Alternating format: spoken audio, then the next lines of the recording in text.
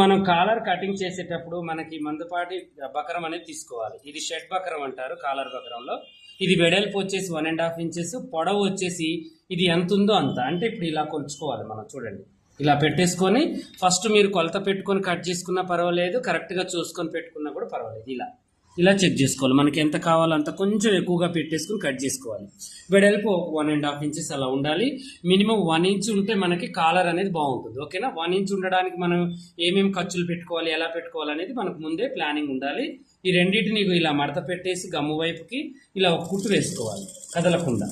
ఎందుకంటే మనం కట్ చేసేటప్పుడు ఇది మందంగా ఉంటుంది కాబట్టి కత్తెర అటు ఇటుగా అయిపోయి మనకి కొలతలు మారుతూ ఉంటాయి. ఇలా చూసుకున్న తర్వాత ఇప్పుడు దీన్ని ఏం చేయాలి అంటే మనం చూడండి, ఇటువైపు నుంచి కొద్దిగా పట్టించాలి. చూడండి, ఇలా కొంచెం పట్టించేసి క్రాస్గా దీంట్లో నుంచి మనం ఇలా ముక్కను తీసేసుకోవాలి.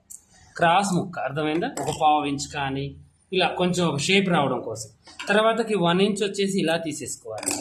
ఇది సింపుల్ ప్రాసెస్. తర్వాతకి వచ్చేసి పైన రౌండ్ తీసేసుకోవాలి. చూడండి, ఇలా తీసేసుకున్న తర్వాత దీన్ని ఇలా అనుకొని చక్కగా మనం ఇప్పుడు ఇక ఒక క్లాత్ తీసుకొని దానికి అతికించుకోవాలన్నమాట. చూడండి, ఇలా అతికించుకున్న తర్వాత ఇలా 1 ఇంచ్ కట్ చేసుకున్నది కిందికి అన్నట్టు ఒక కాట్ పెట్టుకోవాలి గుర్తు కోసం. ఈ రౌండ్ పైకి అన్నట్టు గుర్తుంచుకోండి. ఓకేనా?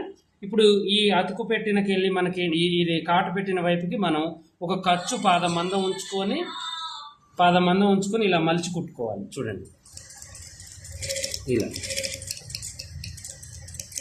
ఇలా స్టిచ్చింగ్ చేసేసేయాలి. పూర్తి చేసిన తర్వాత సేమ్ క్లాత్, అది లైనింగ్ ఏదైనా ఒరిజినల్ అయినా చూసుకొని చక్కగా మనం దీనంత వెడల్పులో మనం కటింగ్ చేసేసుకోవాలి చక్కగా. చూడండి, ఇలా. ఓకేనా?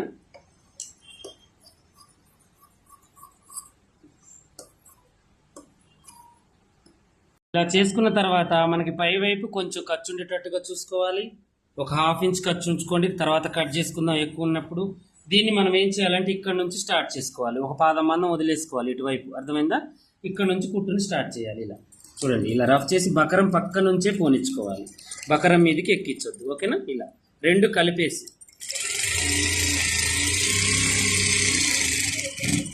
దీని పక్కన కుట్టేసుకొని ఇలా రఫ్ చేసేసి వెనక్కి తీసేయాలి. దీన్ని ఇలా తీసేసిన తర్వాత ఇప్పుడు పాదం మందం ఖర్చు ఉంచుకొని రెండు కలిపి కట్ చేసేసుకోవాలి. ఉంచేసుకొని మనం దీన్ని కూడా తీసేసుకోవాలి. ఈ హెచ్చు తగ్గింపులు సమానంగా చేసుకోవాలి. ఓకేనా? ఇలా చేసిన తర్వాత ఇప్పుడు దీన్ని ఏం చేయాలి, అక్కడక్కడ కాట్లు పెట్టండి. రౌండ్స్ దగ్గర కొంచెం ఇలా క్రాస్ కాట్లు అనేది పెట్టాలి. ఇలా పెట్టేసుకొని చక్కగా చూడండి, ఇలా తిప్పాలి. బకరానికి అంచుకి మనం క్లాత్ని మడవాలి. నీట్గా వచ్చేటట్టుగా చూసుకోవాలి. ఇలా చూడండి, ఇలా వచ్చిన